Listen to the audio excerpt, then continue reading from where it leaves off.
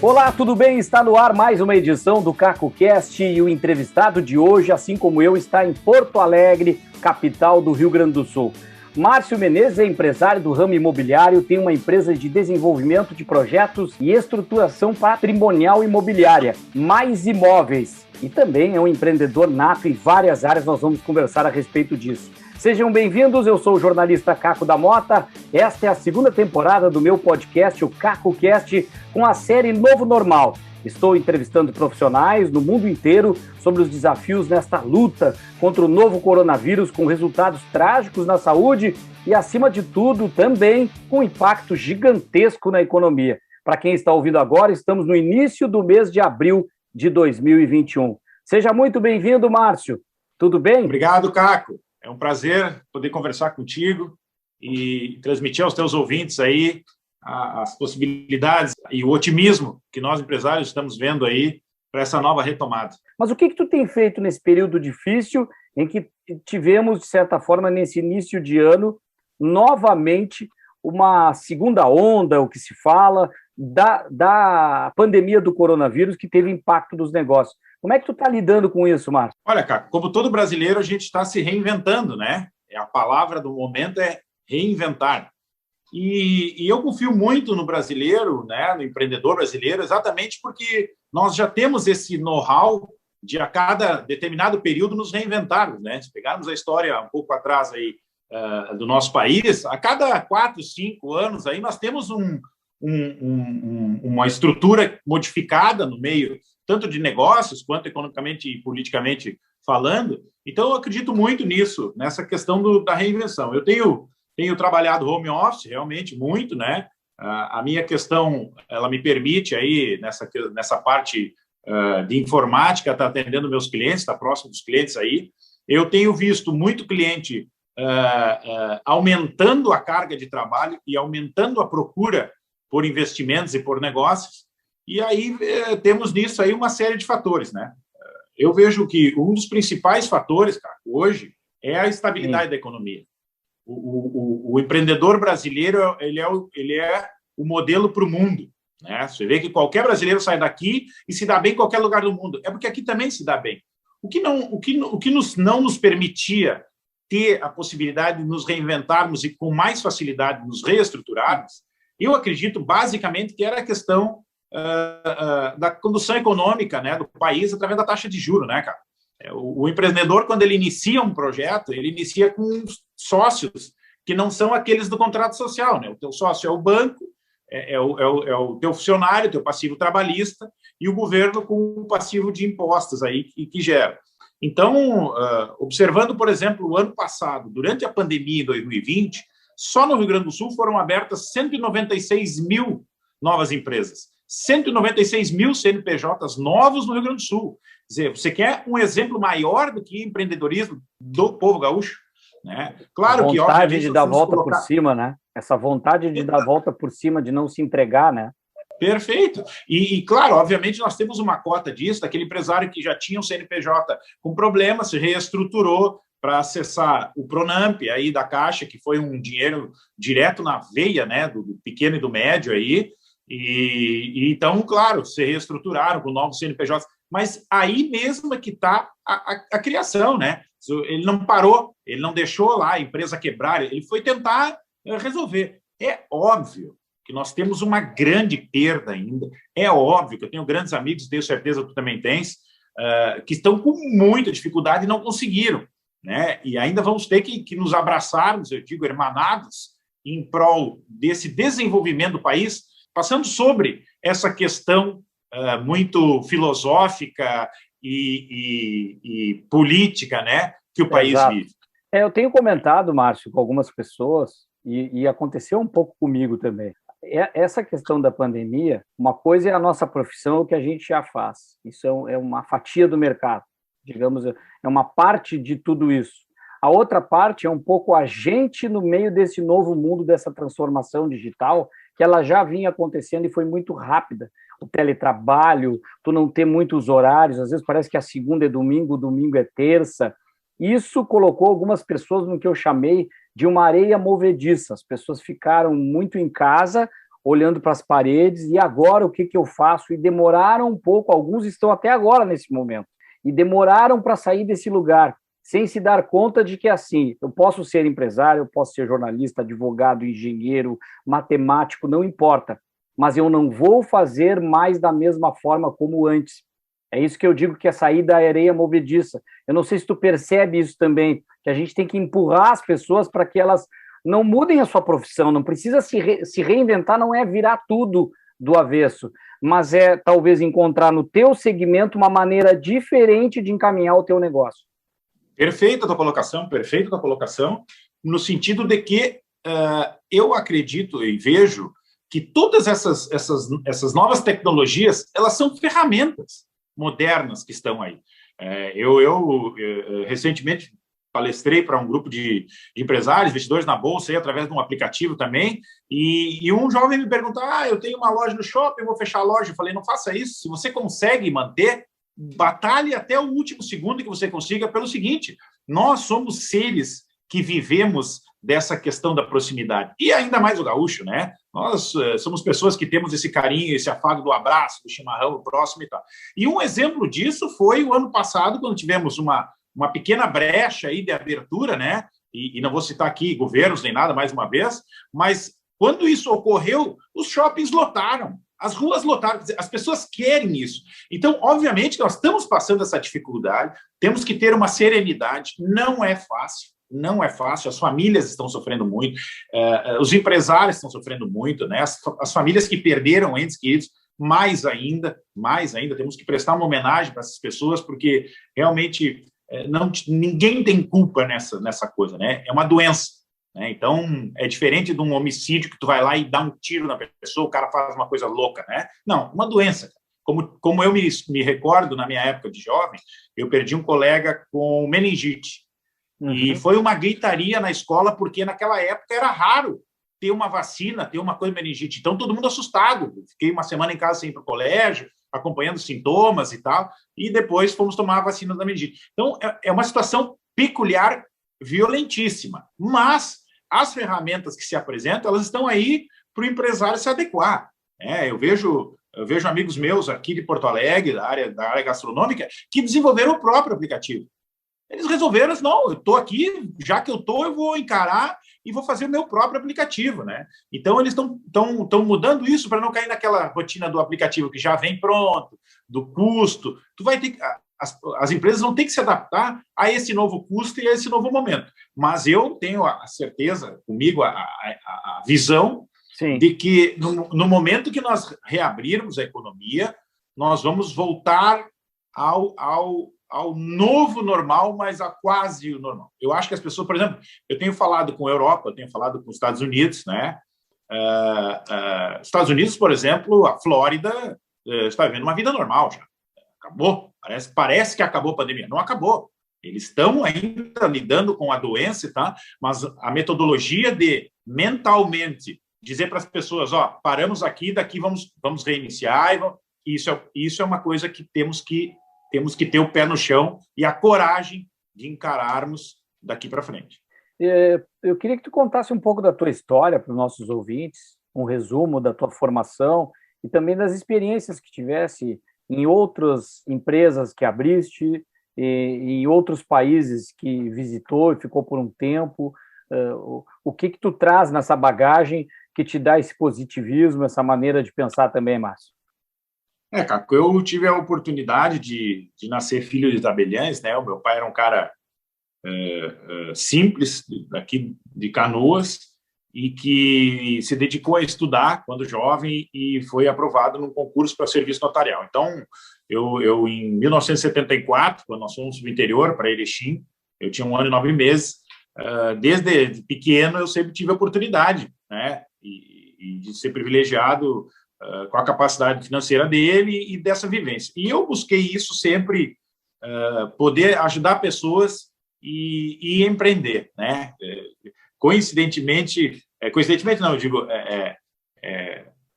é engraçado isso, porque eu poderia ter seguido uma carreira, né, nesse sentido, estudado para concurso notarial e tal, e eu desde pequeno eu tinha a veia de empreendedor. Então, com 16 anos eu vim morar em Porto Alegre. Eu aqui em Porto Alegre vim para estudar e montei uma distribuidora de semijoias. Na época, com aqueles mostruários de joias, as meninas vendiam joias, só que era um problema, porque, primeiro, não estudava, segundo, para atender, tinha que atender, então tu tinha, na época não existia essa informática, né? Era um micro bilhetinho ali, tu tinha o número de série, código de cada correntinha, anel e tal. E aí fiquei um período com aquilo e o meu pai disse, olha, ou tu estuda ou tu volta para o interior. Eu digo, vou voltar para o interior, quero fazer um período de novo de experiência de empresarial. E voltei para Erechim, tranquei a faculdade na Universidade Luterana, de Direito, já fazia faculdade de Direito. E voltei para Erechim e montei a Homem de Arte, uma loja de roupa masculina. À época, com 18 anos, Caco, eu queria vender as melhores marcas, né, que existíamos no país, lá, uma cidade com bastante empresários, uma cidade pujante como Erechim. E com 18 anos eu fui recebido pelo Emerson Fittipaldi, em São Paulo, que era o franqueado master da Hugo Boss no Brasil, e tive a oportunidade de apresentar para ele o que era Erechim, o que era a nossa região, fazer um contato pessoal com ele, e os caras ficaram espantados. Falaram, cara, com 18 anos tu está aqui fazendo isso? Eu falei, eu sou empreendedor, eu quero chegar lá, é o que eu gosto de fazer e tal. E desenvolvi a loja lá, eu não conseguia Hugo Boss porque havia uma franquia numa cidade próxima, que era Passo Fundo, enfim, uma situação de raio que eles podiam atender, eu acabei não trabalhando com eles, mas ele me indicou outras marcas famosas à época que eu vendi lá em Erechim. E aí, passado um período, eu me dei conta que se eu ficasse muito para trás, eu não ia fazer faculdade. Né? Eu digo, eu vou acabar deixando isso e vou me arrepender lá na frente. E acabei arrendando a loja e voltei a Porto Alegre. Aí me envolvi na Universidade Luterana do Brasil, no diretório acadêmico, depois no diretório central de estudantes, enfim, e tive uma carreira um pouco de envolvimento político. E aí, aqui em Porto Alegre, novamente eu voltei a empreender. Eu tive uma empresa de marketing esportivo, uma casa noturna, um pub inglês aqui na esquina da Casemiro, que era o Fog Pub, com alguns sócios também. Depois tivemos uma divergência, enfim, não foi para frente. E sempre fui empreendedor nesse sentido. E aí, em 99... É bem diversificado o mercado que tu atua, né? Dá para ver que é roupa, bem diversificado. Noturna, marketing esportivo, não tem limite de... Gosto. O que te atrai é o empreendedorismo em si, e não o ramo. Eu sou da área da alimentação, eu sou da área industrial, eu sou da área... Não, o que te atrai é empreender mesmo. São oportunidades. Uhum. Eu sempre tive, né, Caco, uma base, né, que é a base do mercado imobiliário, né? Eu fui corretor imobiliário desde 94, se eu não me engano, 96. Fiz o Cresci, né? E essa é a minha empresa de formação de patrimônio, onde eu tenho o meu pé fixo, né? E claro que sempre estou olhando no mercado, oportunidades, negócios, pessoas que são empreendedores que querem vir com isso. E aí, em 99, eu tive, por um problema do destino aí, eu perdi meu pai. Nós tivemos que nos reinventar por causa do serviço notarial, que não existe mais aquela coisa que as pessoas têm a ideia de que passa de pai para filho, né? É por concurso público. Então, a minha mãe, como foi nomeada depois dele para ficar um período, depois a serventia acabou passando uma outra pessoa. E eu, em 2005, então, depois de outras experiências empresariais, fui morar nos Estados Unidos. Tirei uns 6 meses para morar nos Estados Unidos, 5 meses. Morei em Chicago, morei em Nova York e morei em Miami. E em Chicago, eu tive a oportunidade de fazer um seminário lá, foram 5 dias, com as personalidades, na época, assim, estavam explodindo, e aqui recém começando a chegar no Brasil, que foi o Robert Kiyosaki, que escreveu O Pai Rico, Pai Pobre. Tive a oportunidade de pessoalmente conseguir conversar com ele por uns instantes, e tenho 2 livros autografados pessoalmente por ele e pela Kim, que é a esposa dele. Um outro palestrante foi o Anthony Robbins, que é o Tony Robbins, que agora no Brasil também está fazendo muito sucesso através dos livros dele de PNL e desenvolvimento empresarial. Com o George Foreman, que foi o papa do marketing multinível, né? É o cara que inventou o marketing multinível, que não tinha nada a ver, era um esportista do boxe e desenvolveu lá nos Estados Unidos. E hoje nós temos aí várias empresas nesse ramo. E, por final, a última palestra foi uma manhã, 2 horas e pouco, um senhor com cabelo amarelo, e aí, ao final da palestra, tu tinha que pagar $25 para tirar foto, e eu olhei para ele e falei, não, me interessa mais os livros do Robert Kiyosaki do que uma foto com o Donald Trump. E eu acabei não tirando a foto com o Donald Trump, porque eu preferiria os livros do Robert Kiyosaki. Foi boa a palestra do Trump? como empresário, ele é magnífico, né? É negociador, né? Um cara que quebrou. E aí vem aquilo que nós estávamos falando. Se comunica bem, né? Se comunica. Eu falo muito em comunicação aqui. Ele se comunica, se expressa muito bem, né? Até visualmente, exatamente. O próprio tupete, tudo faz parte da comunicação dele, da maneira de se portar, né? O olhar dele, o gesto, toda a postura dele. Ele é um cara... ele tem uma autoridade empresarial. Ele pisa num palco, exatamente. Ele é uma autoridade empresarial. Ele se impõe, exatamente. Né? Exatamente. Não quero entrar aqui na questão, né, política, acho que não é o nosso foco, mas o que acontece? Ele realmente, a história dele, né? As pessoas falam, ele quebrou uma vez, quebrou duas, levantou e tal. Isso é uma coisa que nós, brasileiros, temos que aprender, sabe? Porque o americano é muito assim, ele não tem o medo de quebrar, ele não tem o medo de reiniciar. E aqui no Brasil, infelizmente, por algumas instituições e até por alguns outros empresários, a gente crucifica aquele empresário que ele iniciou e ele quebrou. E ele começou de novo e ninguém foi lá dar a mão e ele quebrou. Então, esse é um grande problema que eu vejo no nosso meio empresarial, porque todo mundo um dia vai quebrar, porque tu depende, é de governo, é de política econômica, alguma coisa no teu momento está ali, quando tu vê, mudou tudo. E aí o que tu vai fazer? Né? E nós não temos aqui no Brasil muito formado ainda a educação financeira, que eu vejo que é o papel fundamental que tem que se implementar desde o primeiro grau, das escolas do primeiro grau. Né? O próprio Robert Kiyosaki tem um jogo que se chama Corrida dos Ratos, Rat Race, né? Que o cara inventou um joguinho, como se fosse o War, que a gente jogava, né? Quando era pequeno, tá?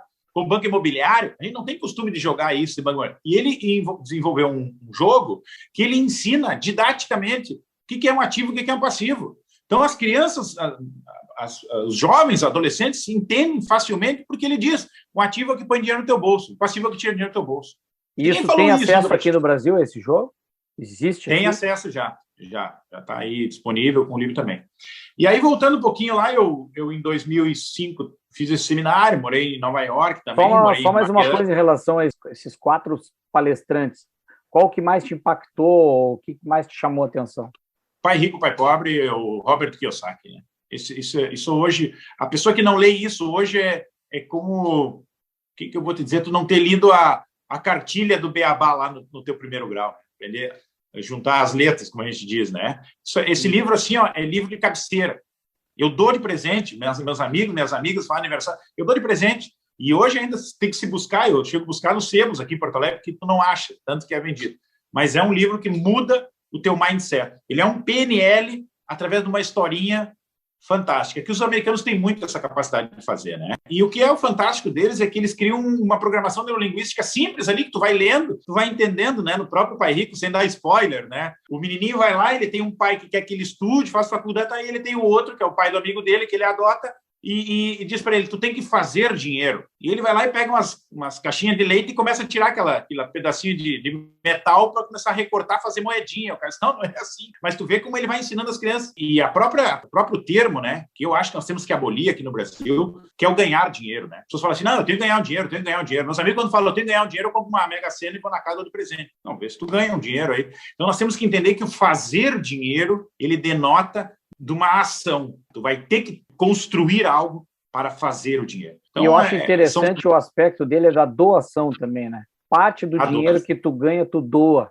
né? E sem querer aparecer. O objetivo dele não é aparecer, mas é doar parte da tua riqueza, porque tu está transformando, de certa forma, a tua maneira de ser, mas aqueles que estão ao teu redor, a tua sociedade, a tua comunidade, uma equipe de futebol de meninos carentes, por exemplo, eu gosto muito de esporte, pode ajudar, né? Isso é muito legal, né? E realmente, eu lendo o livro me transformou há muito tempo, porque eu nunca fui empreendedor, eu virei empreendedor depois. Olha aí, mais um mega exemplo, né, tia? E, então, assim, isso realmente lá, eu já tinha uma mente empresarial, uma mente empreendedora, né? E lá, sim, realmente, que eu mudei todo o meu mindset. E quando eu voltei, em 2006, eu iniciei a Mais Imóveis, inicialmente fazendo corretagem, fazendo avaliações, enfim, e mostrando para as pessoas como você faz patrimônio imobiliário sem dinheiro. E as pessoas não acreditavam. Eu falei, olha, senta aqui, faça um planejamento, veja como é que você faz, né? E aí existem várias técnicas que estão surgindo, e principalmente que estão vindo dos Estados Unidos, né, para o Brasil, com a possibilidade de realmente termos um mercado imobiliário. O americano ele tem várias formas de investir no setor imobiliário. E nós não tínhamos no Brasil, né? Nós tínhamos aí um banco oficial ou dois, fazia o empréstimo, a ideia das pessoas era a aquisição da casa própria, e hoje nós já temos um mercado totalmente muito mais desenvolvido, com uma possibilidade enorme ainda de desenvolvimento. E aí, em 2006, eu voltei e iniciei esses projetos aí. Eu sempre residi a minha vida em Porto Alegre, e aí me reestruturei aqui em Porto Alegre, e até hoje eu tenho essa parte da consultoria e do desenvolvimento da parte imobiliária. Claro que, paralelo a isso, a gente tem alguns investimentos aí, poucos aí, para aprender sobre startups, né? Eu recentemente reuni com um grupo de pessoas e vamos desenvolver um projeto novo para o Rio Grande do Sul, totalmente inédito na área de startups, para como é que eu vou te dizer assim, abraçar, para receber, né, esses startupeiros, né, que a gente chama, como colaboradores uns dos outros. Então, um projeto inédito, está nascendo aí mais um projeto. Além disso, eu sempre fui esportista, né, e o meu esporte é o tiro esportivo. Então, eu participei aqui no país e fora do país de competições oficiais, no tiro ao prato esportivo, né?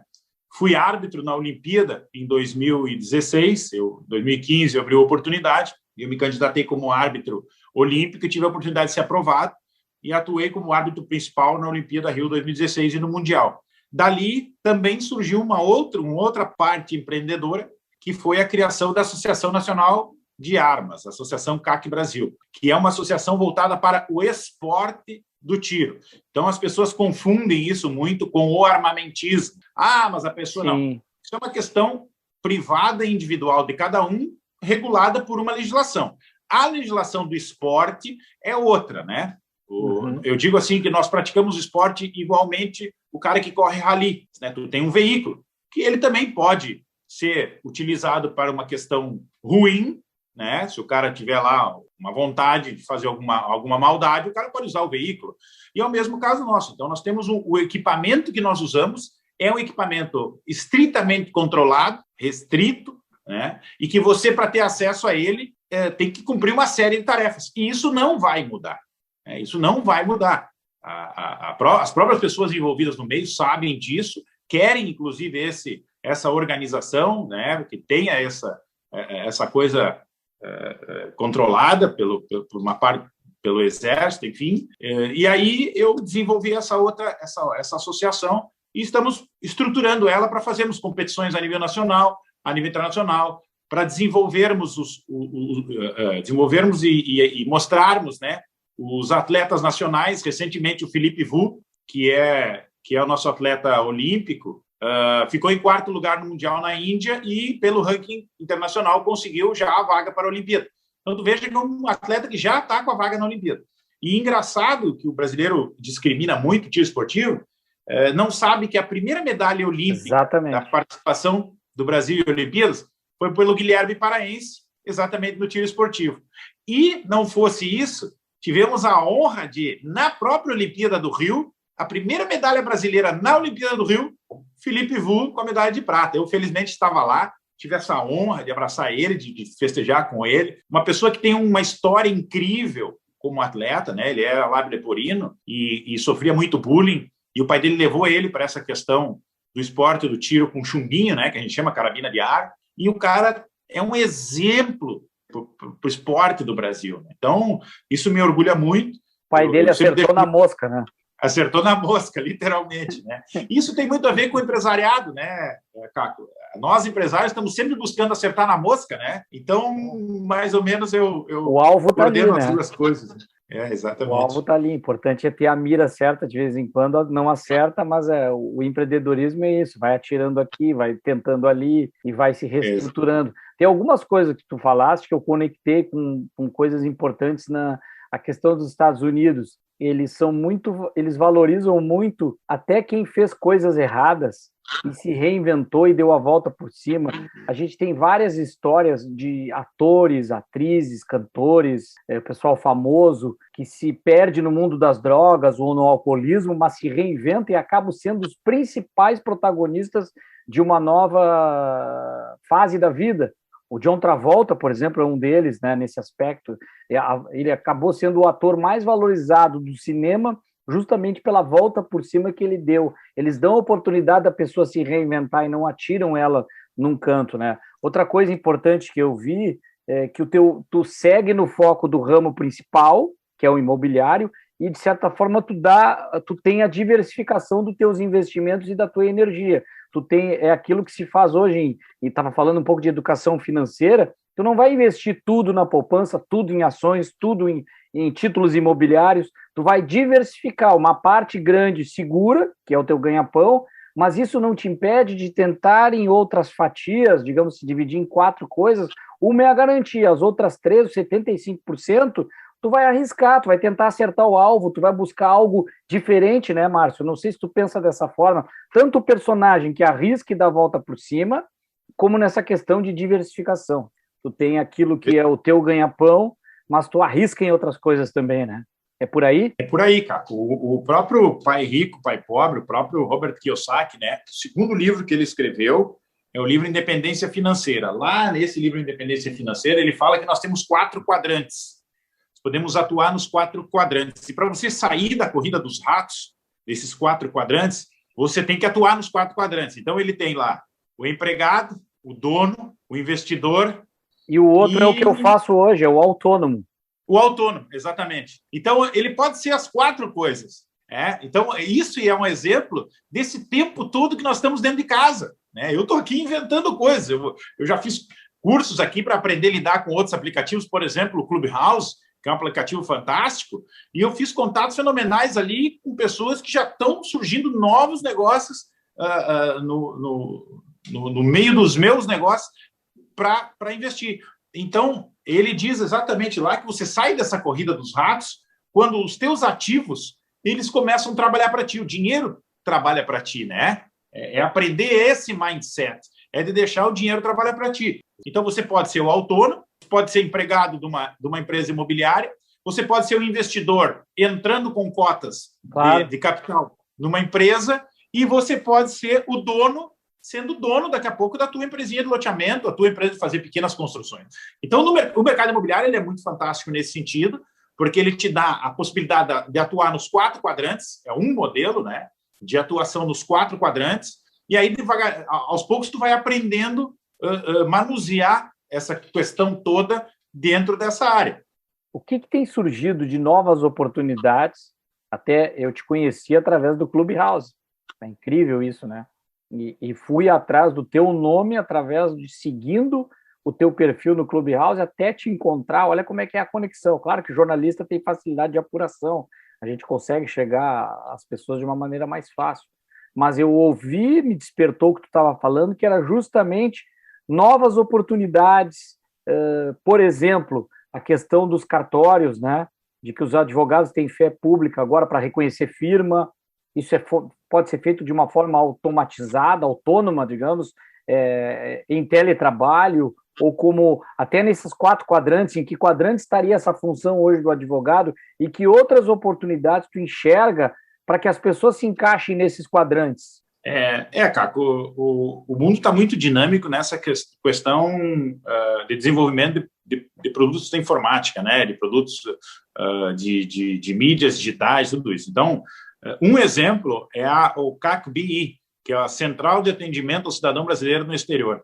É um aplicativo criado por um filho de um notário aqui de Porto Alegre, um grande amigo, o doutor Ayrton Bernardes Carvalho Filho, e que lavrou o primeiro ato notarial eletrônico junto ao Tribunal de Justiça aqui. Então, isso trouxe uma modernidade para as ações das pessoas que estão envolvidas, né, no meio empresarial enorme, né? E ele lavrou uma procuração pública de uma pessoa que estava nos Estados Unidos, o cara sentado no computador, dentro de um posto de gasolina, assinou através da assinatura digital, né? Hoje todo mundo tem que ter uma assinatura digital eletrônica, e o doutor Ayrton estava ali, então aí tem uma série de situações em que foram lavradas e tal, dentro da regulamentação da lei. Então existe muita oportunidade que vem surgindo nesse segmento. Nós faríamos um podcast todo para falar sobre essa área. É porque só se fala do que está sendo perdido, né? Não se fala do que está aparecendo. Exatamente. Até os robôs, a robotização vai trazer, vai tirar empregos, mas a robotização tem funções de robô que são atividades manuais, que é bem melhor que o robô faça para que o homem possa pensar e fazer coisas mais interessantes. O homem, enfim, que eu falo, o ser humano, o homem, a mulher, enfim. Essa questão da robotização, né, eu vejo assim que determinados segmentos vão ter uma oportunidade maior de robotização e outras sempre vão depender do ser humano, né?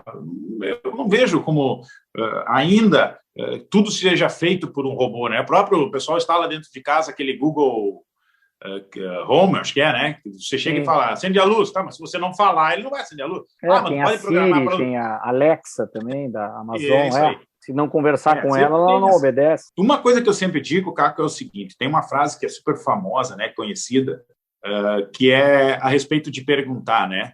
O cara, não existe pergunta idiota, existem idiotas que não perguntam, porque você tem que perder a vergonha. Eu mesmo, te conhecendo lá, e o que a gente falou, né, pelo Clubhouse e tal, essa semana eu estava numa sala lá, conversando, uma senhora falando sobre vinhos na Espanha, e as pessoas falam, né, ouvindo e tal, e eu, brasileiro, me apresentei, falo um pouco espanhol e tal.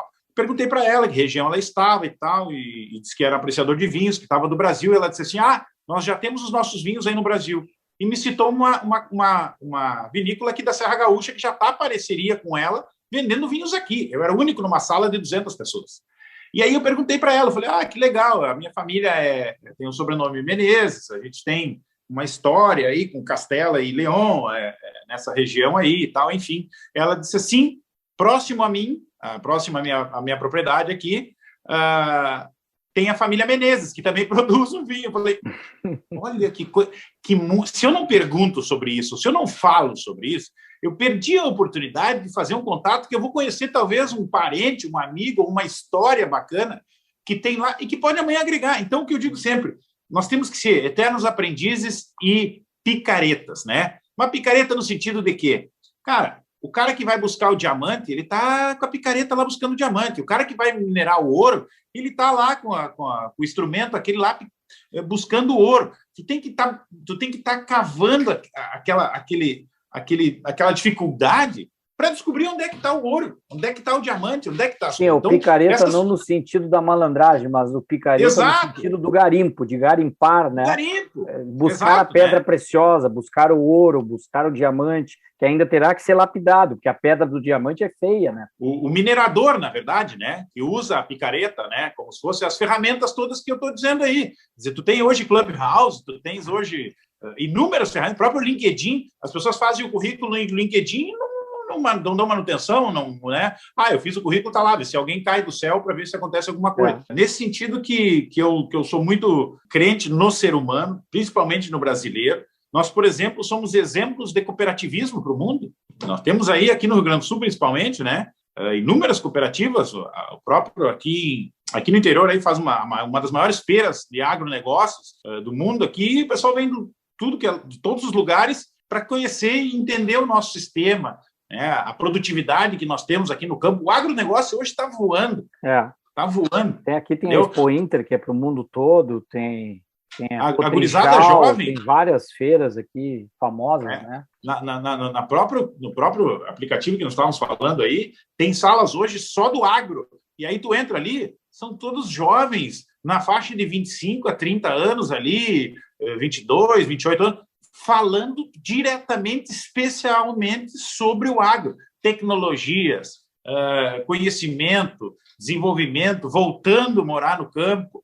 Então, eu vejo uma revolução que a gente vai ter realmente daqui para frente, em função de ter que se adaptar a essa questão que nós passamos aí, mas eu sou um positivista, assim, como é que eu dizer, eu sou um otimista inveterado, sempre acredito que nós podemos mais, principalmente do brasileiro, e mais uma vez, temos que deixar um pouco de lado essa questão filosófica, política, social, de discutir sobre tudo.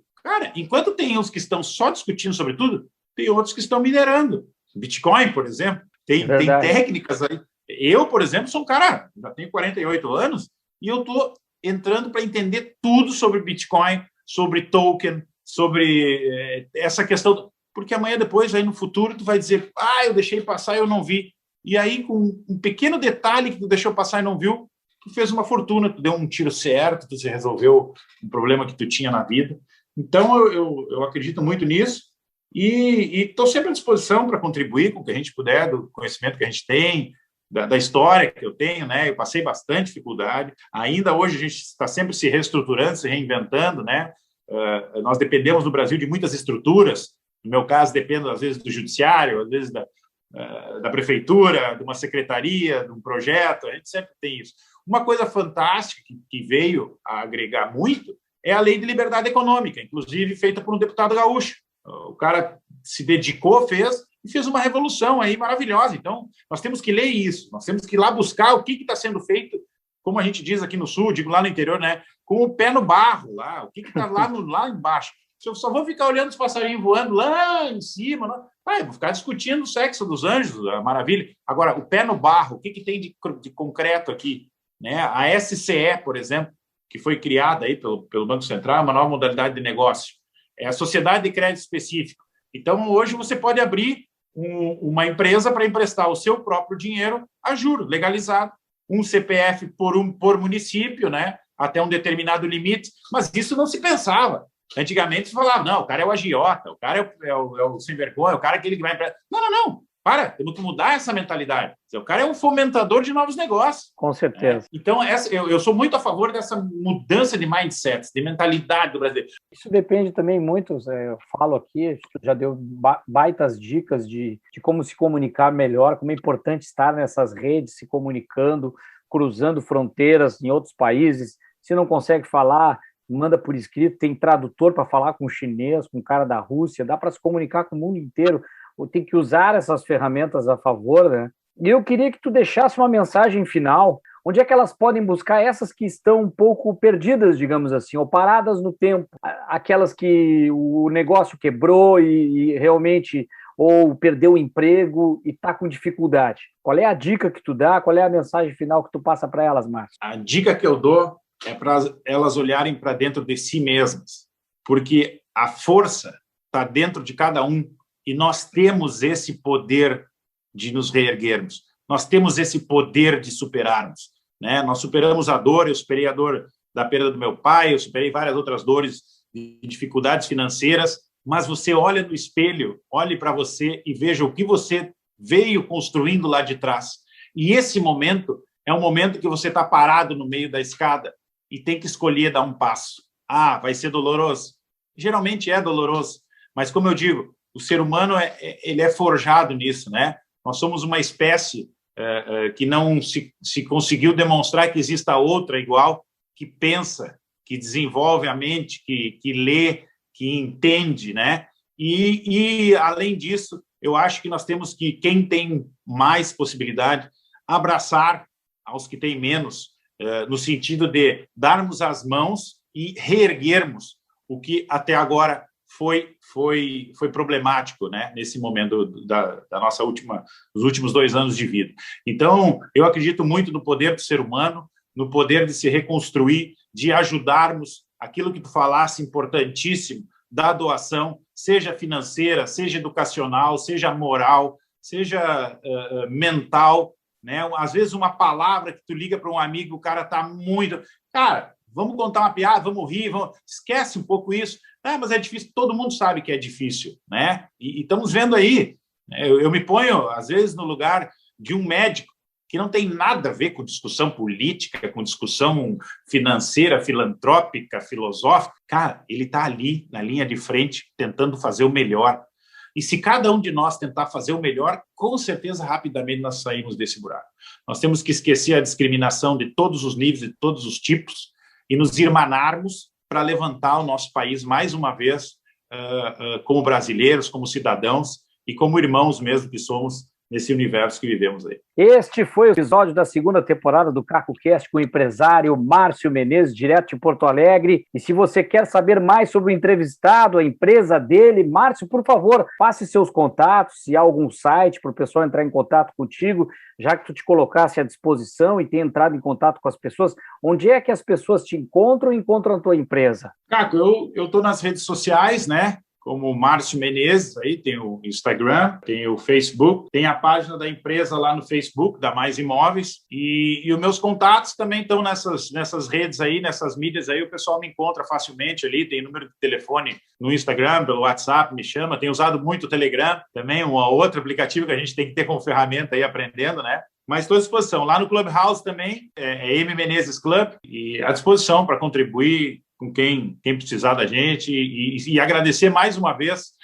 esse teu canal, essa tua jovialidade, essa tua intenção maravilhosa de contribuir com as pessoas. Me sinto honrado aí poder participar do teu programa e da tua entrevista. A honra é nossa, aqui é minha. Obrigado, Márcio, por compartilhar tuas ideias aqui com a gente. Eu também te convido a ouvir mais episódios aqui no CacoCast, sempre falando de empreendedorismo e comunicação. Digita aí no Google CacoCast. O episódio anterior eu conversei com a argentina Valentina Pomba, corretora de imóveis que vive em Florianópolis, em Jurerê Internacional, há 20 anos. Siga, mande para os seus amigos. Você pode entrar em contato comigo direto pelo WhatsApp. Pode sugerir pautas, enviar um comentário em áudio que eu vou rodar aqui. E a sua marca também pode estar no meu podcast. Já imaginou eu falar aqui durante o episódio do seu negócio? Podcast é a mídia que mais cresce no mundo. Aproveita o WhatsApp 51999990192. É fácil de guardar. 51999990192. Manda um WhatsApp que eu estou te esperando. Ou ainda em www.cacodamota.com.br. Obrigado, Márcio. Obrigado a todos que acompanharam. Um abraço, muito obrigado. Se cuidem, saúde e até a próxima. Tchau!